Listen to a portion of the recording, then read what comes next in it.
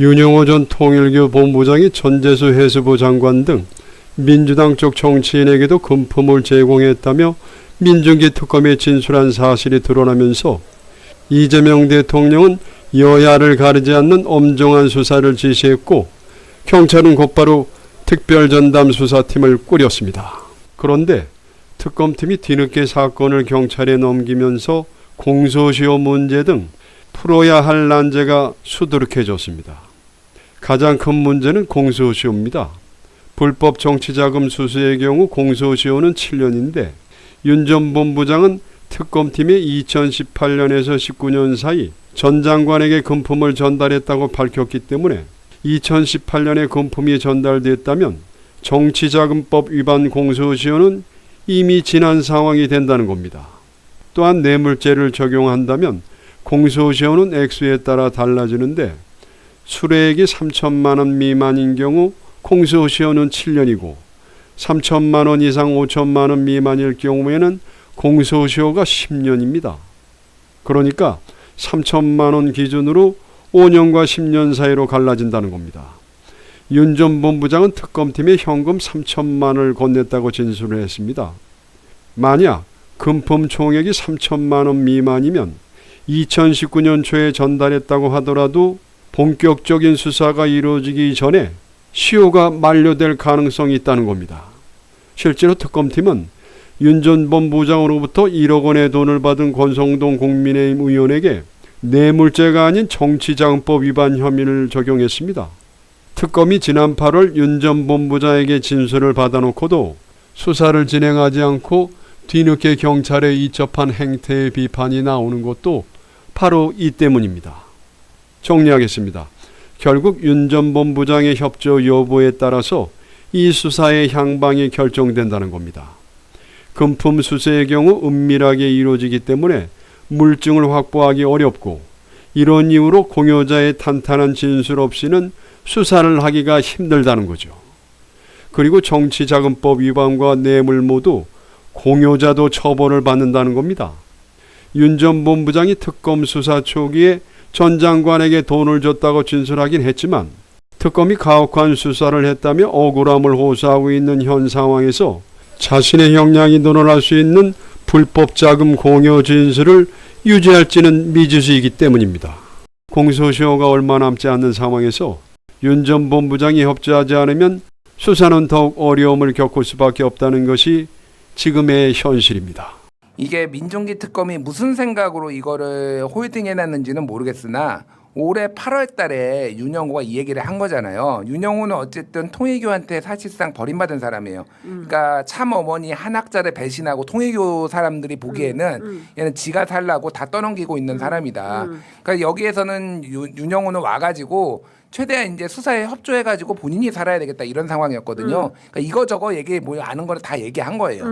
그러면은 이거 지금 내사만 된 거고 이게 입건도 안 된 거예요. 네. 이첩을 했어야죠. 근데 지금 오히려 들고 있다가 이게 더 일파만파 커지고 이재명 정권에 지금 부담이 되고 있잖아요. 네. 왜 이런 판단을 했는지 뭐가 됐든 이거는 책임을 져야 되는 문제고 그러니까 상식적으로 만난 것만 가지고 뭐라고 할 수는 없죠. 왜냐하면은 이게 그러니까 두 축이에요. 하나는 문재인 정부 때 있었던 일 하나하고 하나는 2022년 대선을 앞두고 대선 후보들한테 줄을 대려고 했던 건데 그게 한쪽에는 권성동을 통해서 윤석열로 간 그렇죠. 거잖아요. 다이렉트로. 그쪽은 많지는 않아요. 왜냐하면은 이미 잔잔바리들을 더 이상 만날 필요가 없는 거야. 당의 핵심인 권성동과 윤석열, 김건희 잡으면은 뭐 없어. 통일교 입장에서. 통일교 입장에서는 네. 끝난 거지 거기는. 네. 그러니까 심각한 이제 청탁 뭐 ODA, 캄보디아 ODA 늘려달라 막 이런 게 왔다 갔다 하고 그렇죠. 이제 그 뇌물 뭐 선물 뇌물이 왔다 갔다 한 거잖아요.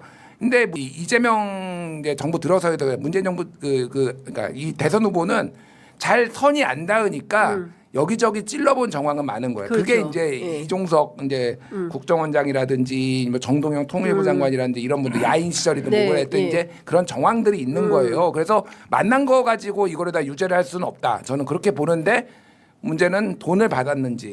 그래서 전재수 장관이 잘 믿어지지는 않는데 윤영호가 그렇다고 완전히 아무것도 없는 거를 허무맹랑하게 지어냈을 가능성도 높지는 않다. 네. 그러니까 접촉이 있었던 거는 맞는 것 같고 그거는 수사 결과를 봐야 될 것 같아요. 네. 이게 사실은 뭐 아시겠지만 통일교뿐만 아니라 약간 그러니까 뭐 종교 단체 우리나라는 종교 분리가 잘 안 돼 있는 나라 중에 하나예요. 대표적으로는 그리고 이렇게 약간 이단 논란에 시비거나 약간 소수 교파라고 하는 데는 더 정치권에 적극적이거든요. 저도 뭐 어디 가서 정치를 하려면 그 지역에서 좀 해가 있는 그런 그 종교 집단들이 많이 접근을 해요. 어디나 우리나라 그렇습니다. 그리고 대부분 또 거의 표가 많으니까. 중요한 거는 또 당에 가입했다는 사람들이 많아요. 우리가 종교 그렇죠. 관계자들이. 왜냐하면 아마 이게 양쪽이 다 마찬가지예요. 그래서 영향력이 있다. 왜냐하면 각 정당이 정당 활동을 하는 사람들이 사실은 당원들이 보면 뭐 자기가 자발적으로 하는 사람들이 있지만 뭔가 이해관계 때문에 하는 사람들이 많거든요. 그런데 대표적인 데가 이런 데예요. 이런 데들인데 예. 사실은 이제 지금 뭐 특검 저도 약간 큰일이네. 그 당시 바로 이첩을 했으면 좋았을 거라 생각이 드는데. 기존에도 보면은 특검은 거의 끝난 다음에 이첩을 해왔거든요.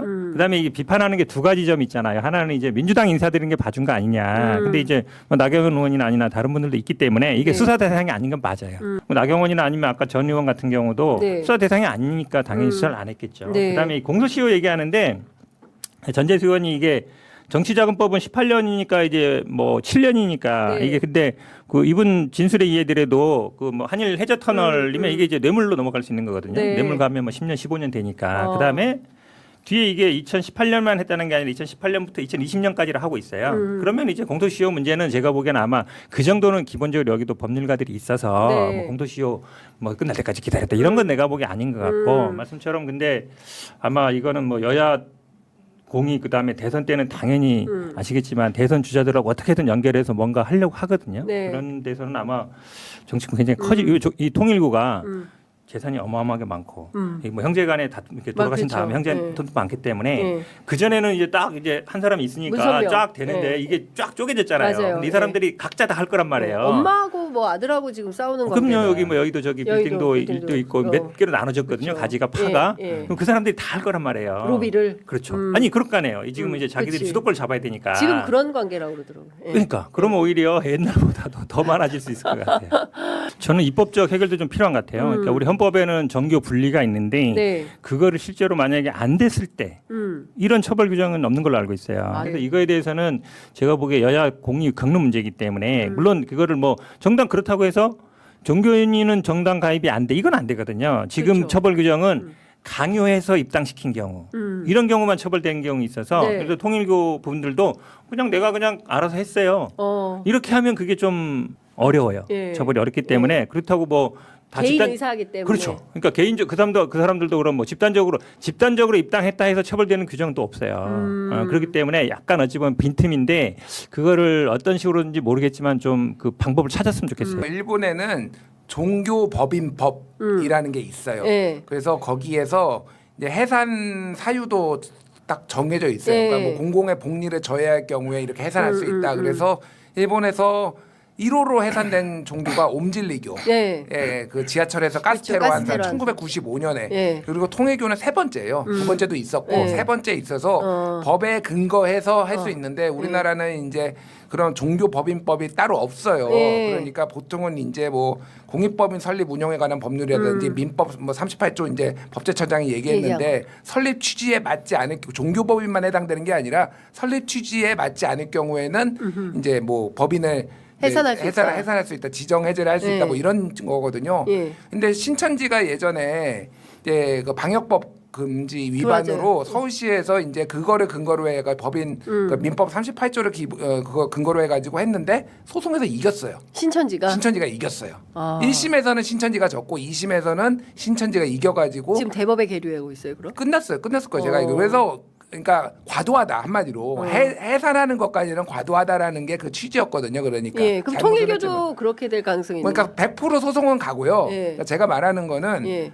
법을 아예 이게 만약에 정말로 이런 사회적 문제면은 일본처럼 종교 법인법을 만들든지 차라리. 예, 차라리 이제 그렇게 아. 해야 될 것 같아요. 100% 맞는 얘기예요. 예, 우리나라는 민법상으로 돼 있기 때문에 민법상 재단 설립 허가 취소예요. 허가를 취소하는 거기 때문에 네. 그 우리 설립할 때는 허가를 받을 때 정관에 정하잖아요. 목적이 네. 쭉 예. 정한단 말이에요. 예. 그거에 일탈해야 되는데 그런 경우가 별로 없어요. 그러다 보니까 재판하면 대부분 뭐 판사들은 대부분 사례가 별로 없으면 이걸 굳이 허가 취소까지 해야 돼? 아. 그냥 뭐 영업 정지라든지 뭐 과징금 매기면 되는 거 아니야? 이렇게 간단 말이에요. 예. 그러니까 사실은 따로 법이 없으면 현재 법에서는 이게 해산으로 가도 네. 통일교 해산 못 시킬 가능성이 많아요. 왜냐하면 이거는 이렇게 나올까요? 우리 예산이 뭐 조단위야.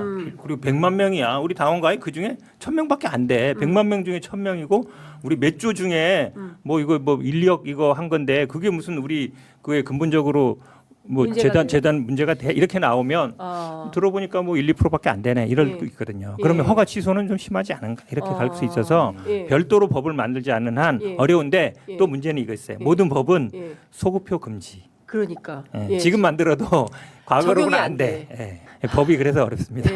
그러면은 지금 뭐 우리가 미리 초를 확 치는 측면도 있긴 합니다만 이 통일교가 이 법률 소송에서 승소할 가능성이 매우 높은 걸로 봐야 되겠네요. 아니 허가 실제 취소를 아마 검토를 하고 있을 거예요. 네, 허가 허가 취소 취소. 검토하고 있을 텐데 예. 근데요 사실은 이런 큰 데는 허가 취소해도 예. 따로 또 만들어요.